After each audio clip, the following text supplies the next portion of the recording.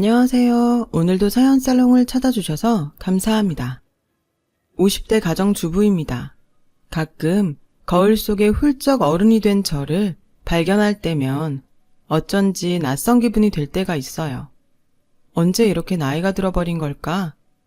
어른이 된 게 어느 날 갑자기도 아닌데 괜히 젊은 시절이 모두 흘러가 버린 것 같아 어딘가 모르게 서글퍼지더라고요. 어렸을 땐 철없이 어른은 다 자유로운 것 같고 뭐든 할 수 있을 것 같아서 빨리 어른이 되고 싶었는데 막상 이렇게 인생의 절반이 흐르고 나니 가장 그리운 때가 그때인 것 같아요. 매일 아침 일찍 일어나 학교에 가고 선생님과 부모의 통제를 받으며 답답하다고 불평불만만 했는데 막상 어른이 되니 저 혼자만 잘하면 되는 것이 아니라 가족, 동료, 친척 등 주변을 챙겨야 하니 어른의 현실은 자유는 있지만 더 많은 의무 때문에 무엇도 자유롭게 할 수 없네요. 어른이 사는 게 고달프고 힘들 줄 알았으면 학교 다닐 때 마음껏 행복할걸. 행복은 늘 이렇게 한 발 늦게 지나고 나서야 깨닫는 것 같아요. 그땐 몰랐지만 지금은 너무 그리운 저의 어린 시절 이야기를 해보고 싶어서 이렇게 사연글을 적어봅니다. 제 어린 시절 이야기를 하려면 아무래도 저희 친정엄마 이야기를 먼저 해야 할 것 같아요. 저는 홀어머니 밑에서 자랐어요. 엄마는 22살에 남편을 사고로 잃고 당시 갓 태어난 저를 혼자 감당해야 했어요.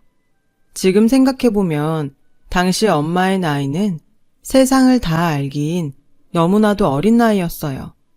엄마는 남편도 없지만 친정도 없는 사람이라 어쩔 수 없이 시댁의 도움을 받아야 했어요.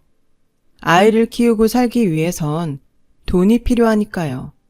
하지만 할머니는 저희 엄마가 당신의 아들을 죽게 했다는 망상에 사로잡혀 거의 매일 폭언과 폭행을 일삼던 사람이었어요.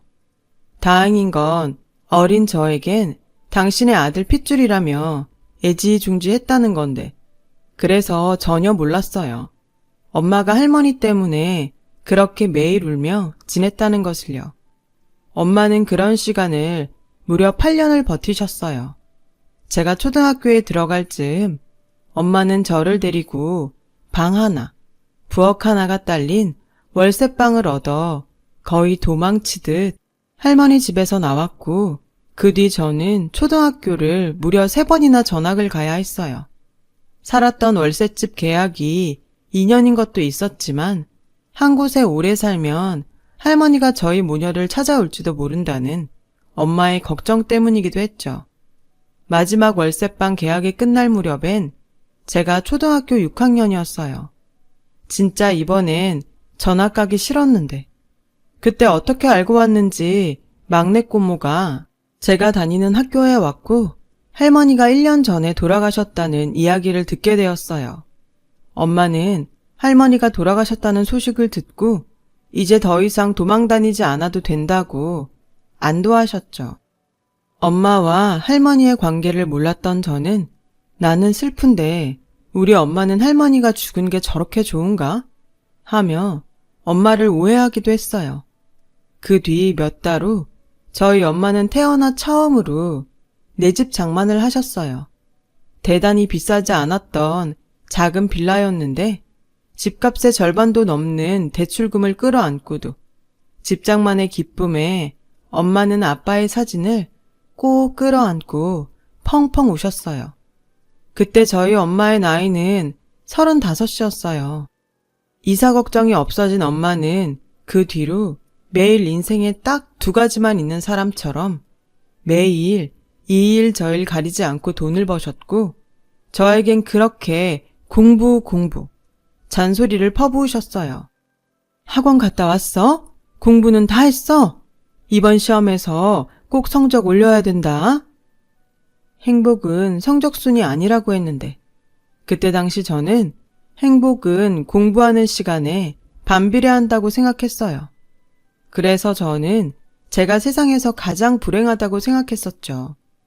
당연히 공부만 강요하는 엄마와는 심리적으로 멀어져 갔고, 자기의 기대와 뜻에 제가 따라주지 않자 엄마의 짜증과 잔소리는 더 심해져만 갔어요. 너 나중에 어른 되면 어떡하려고 이렇게 놀기만 해? 엄마도 힘들어. 엄마가 이렇게 고생해서 키우는데 네가 좀 알아서 잘해야 하지 않겠어? 내가 언제 놀기만 해? 그리고 내가 엄마한테 나 때문에 고생하라고 했어? 왜 나한테 그래? 너 지금 엄마한테 그게 무슨 말버릇이야? 엄마가 너한테 뭐 그렇게 대단한 거 바래? 그냥 학생이 공부 좀 열심히 하라는 건데 뭐가 잘못됐어? 열심히 해. 근데 엄마가 바라는 건 열심히 하는 게 아니고 잘하는 거잖아. 해도 안 되는 걸 나보고 어쩌라고? 열심히 하는데 왜 안 돼? 네가 하기 싫다고 하는 척만 하니까 그렇지. 저는 엄마의 말에 억울하고 짜증나고 분했어요. 열심히 해도 안 된다는 말은 정말이었거든요. 저는 점점 엄마는 나에 대해서 관심도 없으면서 공부만 잘하길 바란다 라고 생각했고, 저는 두고 보자는 심정으로 정말 이를 악물고 공부만 했어요. 이해가 가지 않는 건 그냥 통으로 외워버리고 무조건 성적이 잘 나오면 된다는 생각에 별의 별짓을 다 했죠. 그 결과 성적은 오르기 시작했고 그제야 저희 엄마는 만족하는 얼굴이셨어요. 저는 그런 엄마의 모습을 보며 그러면 안 되는 거였는데 제 계획은 엄마가 바라는 대로 공부를 열심히 해서 성공을 하면 엄마가 잔뜩 기대하고 있을 때 엄마의 기대와 정반대로 하는 거였어요. 그래서 저희 청소년 시절 기억은 거의 없어요. 참 아이러니하게도 모든 행복을 포기하고 공부만 하며 재미없게 사는 저에게 학교 선생님과 엄마는 칭찬을 해주셨고 친구들은 저에게 다가오지 않았죠. 그렇게 대학 입시를 치렀어요. 순수한 의도는 아니었지만 악착같이 공부한 결과 서울에서 유명한 Y대에 들어갈 수 있었고 대학 합격이 발표되는 날 엄마는 저를 껴안고 기뻐하셨어요. 하지만 저는 그런 엄마를 거부했고 이렇게 말했어요. 엄마가 바라는 대로 대학 붙었지? 그럼 이제 다 된 거다. 난 대학 안 갈 거야. 이제부터 그동안 못했던 거 실컷 하고 살 거니까 엄마는 더 이상 내 인생에 참견하지 마. 저는 그렇게 제 방문을 걸어 잠그고 방에만 박혀 살았어요. 밥도 잘 안 먹고 가끔 화장실 가는 것 외엔 방 밖에 나오지 않았는데 처음엔 네가 이기나 내가 이기나 해보자던 엄마는 제가 그렇게 일주일 정도 버티니까 겁이 나셨는지 제 방문 앞에서 미안하다고 우셨어요. 내가 생각한 복수는 통쾌하고 시원한 거였는데 엄마가 우니 이상하게 정말 마음이 좋지 않더라고요. 결국 엄마와 세상으로부터 닫았던 마음의 문을 다시 열게 되었어요. 하지만 그것도 다 엄마의 계략이었을까요? 정신 차리고 보니 대학 입학식에 도착해 있었어요. 과정이 어쨌건 공부를 열심히 그리고 잘해서 좋은 대학에 입학한 아이로 주변에서 치켜 세워줬고 그 기분이 썩 나쁘지 않았어요. 지금부터라도 그동안 누리지 못하고 산 것을 누리며 마음껏 자유롭게 살겠노라 다짐했어요. 하지만 이런 제 마음을 비웃듯 학교 공부는 그리 간단하지 않았죠. 엄마는 이번엔 공부가 아닌 다른 걸로 저를 옥죄기 시작했어요. 다 큰 딸의 귀가 시간을 정했고 옷 입는 것에도 매번 참견을 하는 등 저를 가만히 두지 않았어요. 그리고 대학은 취직을 위한 과정이니 마냥 놀기만 하면 안 된다고 또 잔소리를 퍼부으셨죠. 너 지금 시간이 몇 시야? 대학 갔다고 놀기만 할래? 치마는 왜 그렇게 짧아서? 왜? 아예 동네방네 다 보게 벗고 다니지. 정말 왜 그래? 이제 나도 어른이야. 나 좀 내버려 두면 안 돼? 엄마가 다 걱정돼서 하는 소리잖아. 그리고 엄마가 일찌감치 스펙 쌓아서 취직 준비하라고 했지? 넌 왜 그렇게 내 말을 안 듣니? 요즘은 여자도 능력이 있어야 무시 안 당하고 산다고 했어, 안 했어? 가만 보면 다 엄마 컴플렉스야. 누가 무시를 해. 내 걱정하지 말고 제발 엄마 걱정이나 해. 지금 이 나이가 돼서 생각해보면 엄마가 힘들게 번 돈으로 먹고 자고 입고 대학까지 다니면서 엄마가 잔소리할 때마다 혼자 큰 아이처럼 철없는 소리를 했어요. 당연히 그때는 몰랐죠. 그저 지금 당장 듣는 잔소리가 싫었고 뭐든 저를 통제하려는 엄마의 날성 감시가 싫었으니까요.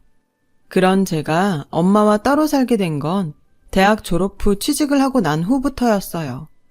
저는 무조건 독립을 하고 싶어서 월급을 받으면 거의 쓰지 않고 모았고 회사 근처 월세로 나온 작은 오피스텔을 얻을 수 있었어요.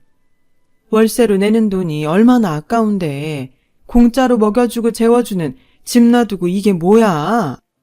내가 알아서 할 수 있어. 나도 어른이고 내가 번 돈으로 살 수 있으니까 이제 간섭 좀 그만해. 엄마도 엄마 인생 살라니까.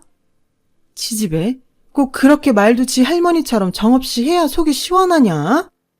엄마는 저의 말에 서운하신 듯 집으로 돌아갔어요. 하지만 다음 날부터 언제 서운했냐는 듯 출근은 잘했는지, 밥은 먹었는지, 집에 반찬은 있는지 저를 계속 간섭하셨어요. 엄마의 그런 전화가 걸려올 때면 한쪽 귀로 듣고 대충 대답하며 한쪽 귀로 흘려보냈고 매일 처음으로 맛보는 온전한 자유와 독립에 푹 빠져 있었어요. 정말 지금 생각하면 희한할 정도로 엄마에 대해선 별 생각하지 않았고 매일 회사 다니며 그리고 혼자 사는 재미를 느끼며 집에는 거의 가지 않게 되었죠. 그런 와중에도 엄마는 거의 매일 전화에 집에는 언제 오냐고 물으셨어요. 그럴 때마다 바빠서 여유가 없다고 대답했고요. 저는 그때 당시 어차피 집에 가봤자 잔소리만 할 거면서 오라고 그런다고 생각했거든요. 회사에 들어간 지 3년이 되던 해, 거래처 회사의 인연으로 지금의 남편을 만나게 되었어요. 제가 만나는 사람이 생겼다고 엄마에게 말하자 그 뒤엔 엄마의 잔소리는 새로운 메뉴가 추가된 듯 업그레이드가 되는데 너 혼자 산다고 남자친구 막 집에 데려오면 안 된다. 엄마는 정말 지치지도 않아? 그만 좀 해. 내가 알아서 한다고. 나도 어른이잖아. 네가 암만 그래도 엄마 눈엔 애야. 아무튼 뭔가 좀 잘해. 여자 혼자 사는데 남자 들락날락하면 이상한 소문 돌아. 알았어? 이맘때쯤엔 엄마의 마음을 조금 알았어요. 하지만 제가 못된 딸이라 그런지 엄마의 마음을 알면서도 입에선 짜증 섞인 말들만 쏟아냈죠. 엄마는 내색하지 않으려고 했지만 제 말에 서운하다는 것을 느낄 수 있었어요. 하지만 그것과는 별개로 전처럼 마음 약해져서 엄마의 뜻에 따랐다가는 지금의 자유와 행복도 다시 뺏길 것 같았고 남편과 연애를 한 지 1년이 넘어가면서 그부터는 결혼을 선택하게 되었어요. 남편이 별론데 순전히 엄마에게 도망치기 위해서 한 선택은 아니었고 이 정도의 남자라면 결혼해도 좋겠다고 생각할 무렵 텔레파시가 통했는지 청혼을 받게 되었어요. 그렇게 양가 상견례의 날짜가 잡혔고 자주 통화해서 전혀 생각하지 못했는데 상견례장에서 오랜만에 만난 엄마의 모습은 제 기억 속의 모습과는 달리 조금 나이 든 모습이었어요. 엄마가 언제 저렇게 나이 들었지? 결혼을 앞두고 있어서일까요? 저는 엄마가 갑자기 측은해 보였고 상견례를 마치고 큰맘 먹고 엄마와 시간을 보내기로 결심했어요. 늘 지지고 볶고 살았으니 이번 기회에 모녀지간의 이야기도 좀 하고 서로 쌓인 감정도 좀 풀면 좋겠다고 생각했죠. 그런데 엄마는 너 결혼해도 일은 꼭 계속해라. 왜? 여자가 일도 안 하고 집에서 살림만 하면 노는 줄 알아. 그리고 비상금도 있어야 해. 괜히 돈 쓸 때 눈치 보이잖아. 엄마, 우리 그이 그런 사람 아니야. 그리고 나는 애기 낳으면 회사 그만두고 애기 키울 거야. 얘가 무슨 소리야. 여자가 들어앉아서 애나 키우고 있으면 가꿀 시간도 없고 망가지는 거 한순간이야. 그럼 남자는 딴 생각할 수도 있어. 엄마는 결혼 앞둔 딸한테 할 말이 그거밖에 없어? 난 엄마랑 달라. 내 손으로 내 애 키울 거고 무조건 하고 싶은 대로 살게 해줄 거야. 내가 엄마랑 사는 동안 얼마나 지옥이었는 줄 알아? 나 갈 거야. 결국 제 의도와는 다르게 엄마와 싸우고 제가 혼자 사는 집으로 돌아왔어요. 엄마는 그 후 꽤 충격이 크셨는지 매일 걸던 전화도 하지 않으셨고 저는 신경이 쓰였지만 엄마와 저는 자석의 N극과 X극처럼 서로를 밀어내는 무언가 있는 게 틀림없다고 생각하게 되었어요. 서로에게 상처만 되는 거 일부러 연락하지 않았어요.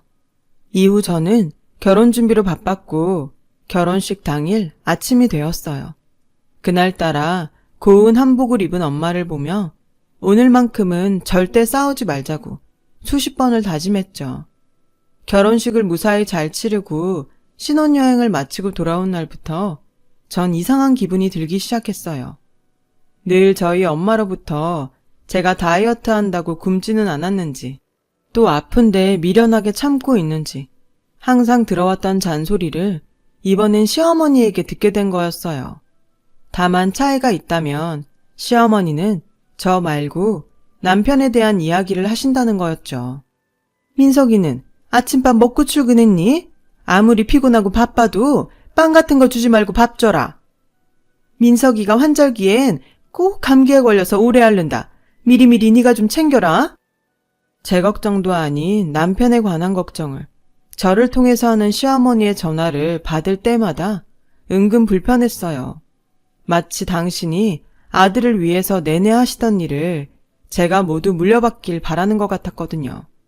그런 상황이 연출되니 예전에 저에게 잔소리했던 엄마가 생각이 나더라고요. 하지만 오히려 걱정될 정도로 저희 엄마의 연락은 뚝 끊겼어요. 그렇게 저는 남들 다 해본다는 결혼 후 시댁과의 갈등, 남편과의 갈등을 겪으며 3살 터울에 딸과 아들이 태어났어요. 저는 제 계획대로 첫 아이를 출산하면서 회사를 그만뒀고 아이의 커가는 모습을 모두 함께하며 행복하지만 고된 전업주부가 되었어요. 엄마 생각이 나서 정말 오랜만에 연락을 했죠.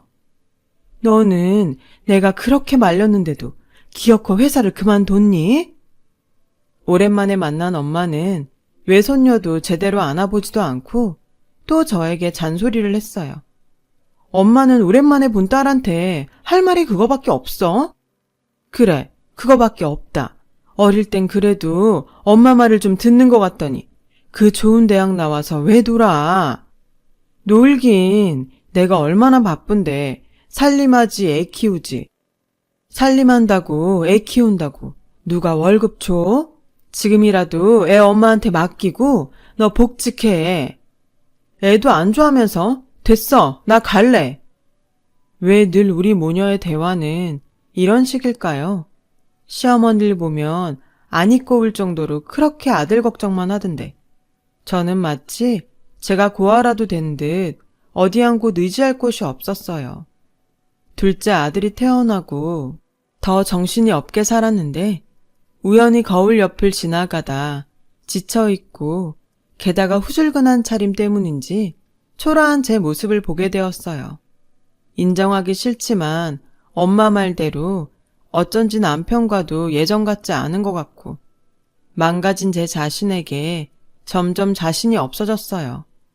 회사를 그만두기 전엔 남편과 퇴근 후 저녁 데이트도 하고 쉬는 날엔 같이 취미생활도 했었는데 지금의 남편은 그저 저와 무언가를 하는 것이 짜증스러워 보였거든요.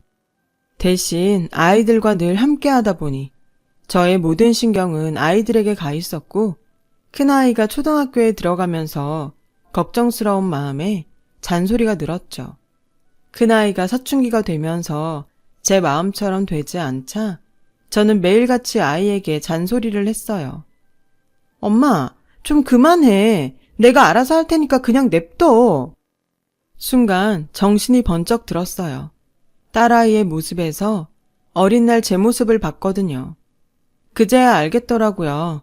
엄마가 어떤 마음으로 저에게 늘 잔소리를 했던 건지. 엄마에게 정말 미안한 마음이 들었어요.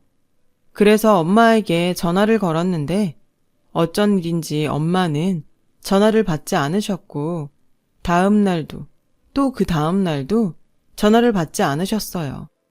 저는 바쁜 일이 있어서 그런가? 부재중 보면 전화하겠지 하며 대수롭지 않게 생각했죠. 아이 키우며 또 정신없이 지내다 문득 엄마와 그렇게 연락이 되지 않은 것이 한 달이 넘어가고 있다는 게 자각이 되었죠. 불안해지기 시작했어요.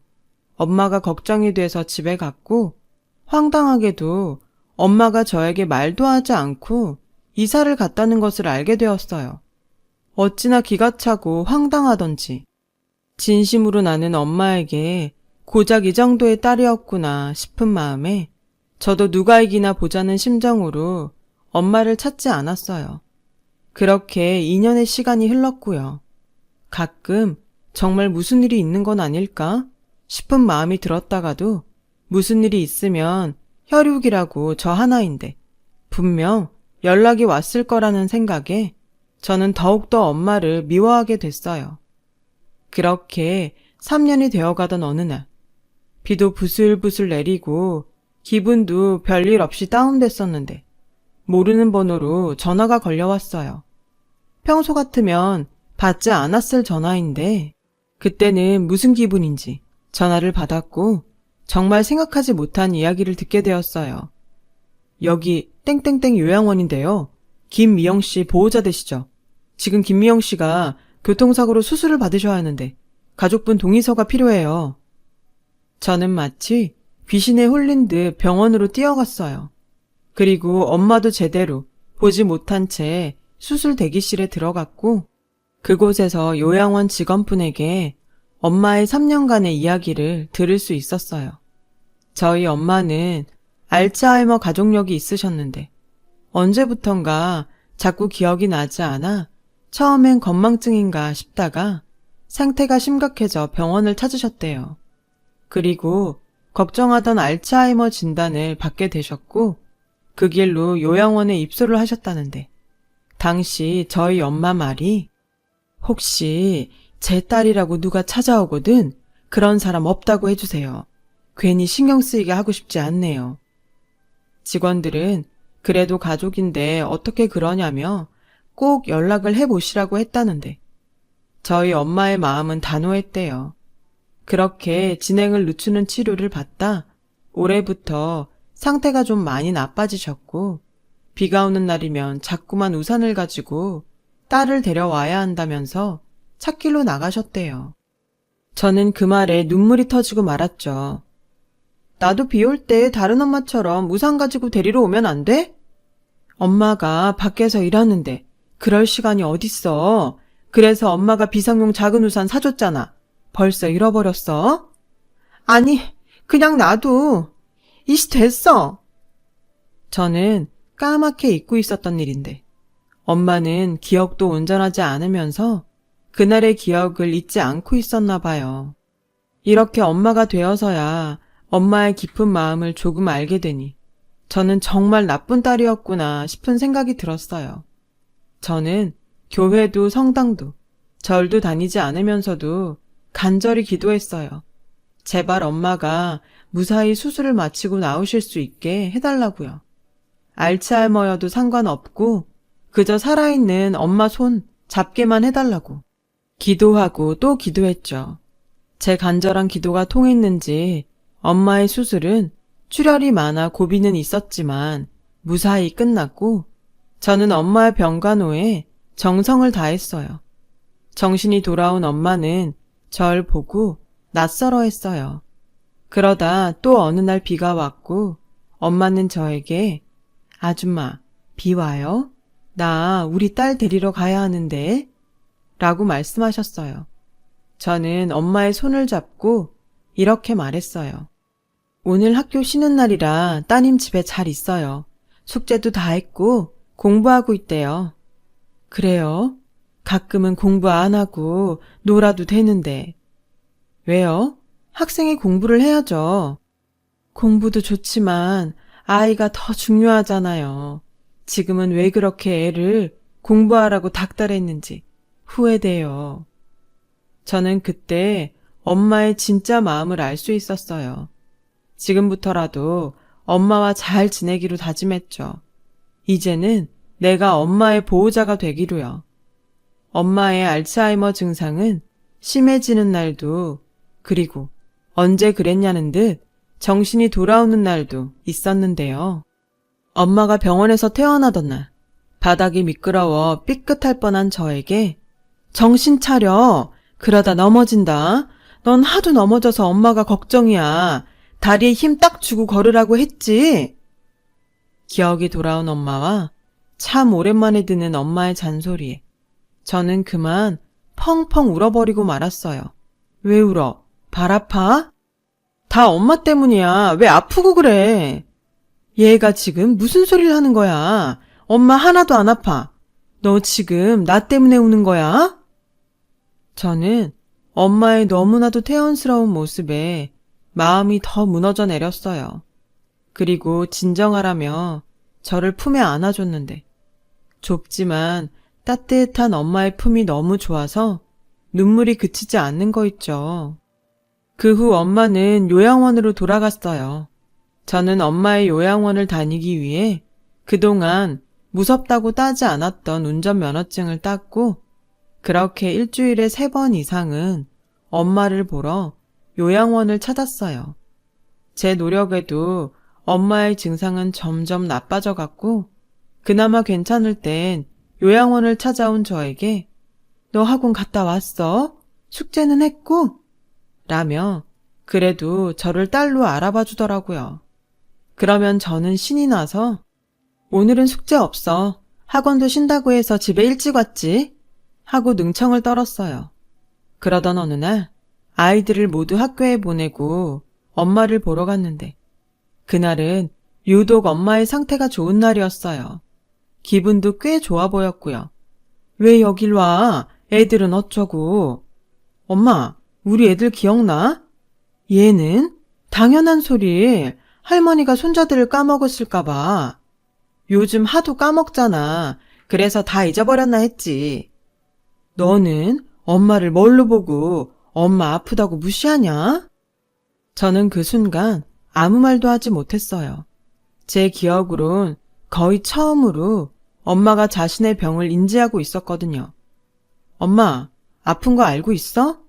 야, 여기 시설 한 바퀴만 둘러봐라. 다 알지? 치매든 알츠하이머든 기억이 가끔은 돌아온다는 말을 듣기는 했지만 또 눈물이 났어요. 자주 보러 왔던 엄마의 모습인데 엄마가 너무 반가웠거든요.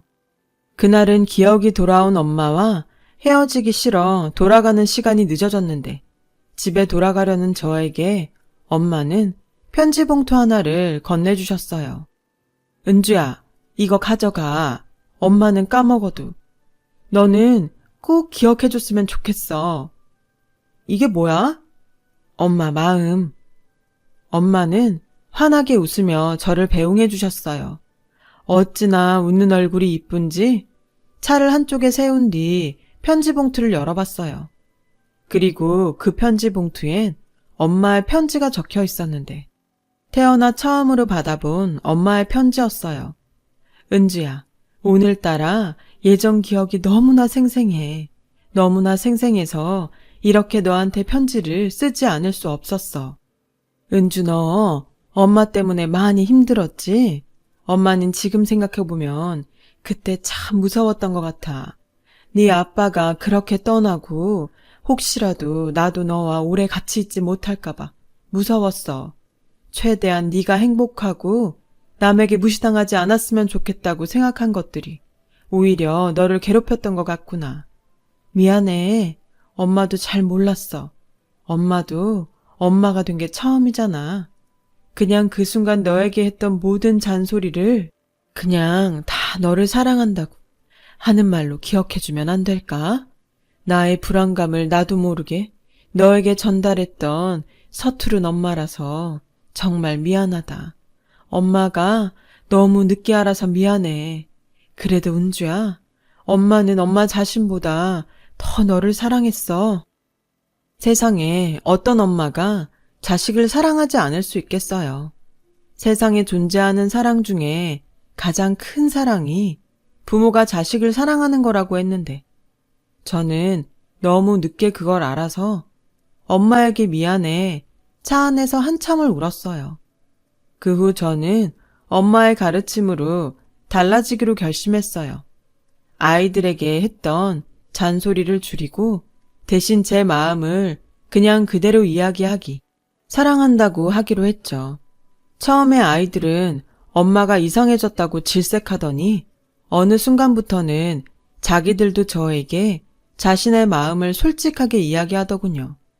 달라진 아이들의 모습을 볼 때면 저는 엄마와 저도 진작에 이렇게 진심으로 이야기하는 법을 알았으면 얼마나 좋았을까 하는 아쉬운 마음이 들어요. 저희 엄마는 여전히 시설에 계세요. 다행히 증상이 많이 나빠지지 않으셔서 어쩌다 한 번은 기억이 돌아온 엄마를 만나기도 해요. 기억이 돌아온 엄마도 반갑지만 전 엄마의 편지를 읽은 후로 엄마가 어떤 모습과 어떤 이야기를 해도 이젠 놀라거나 슬프지 않아요. 엄마가 말한 것처럼 저에겐 모두 사랑한다는 말로 들리니까요. 그렇게 생각하니 저는 정말 엄마에게 수천 번, 수억 번 사랑한다는 말을 들었네요. 부디 엄마에게 오랜 시간 잔소리를 들을 수 있기를 바라며 제 긴 사연을 마칠게요. 지금까지 저와 저희 엄마 이야기를 들어주셔서 고맙습니다. 사랑하는 가족들과 진심을 나눌 수 있는 하루 되시길 바랄게요. 여러분, 사연 댓글에 응원과 현명한 조언 부탁드려요. 좋아요와 구독은 저에게 큰 힘이 됩니다. 오늘도 좋은 일 가득하세요.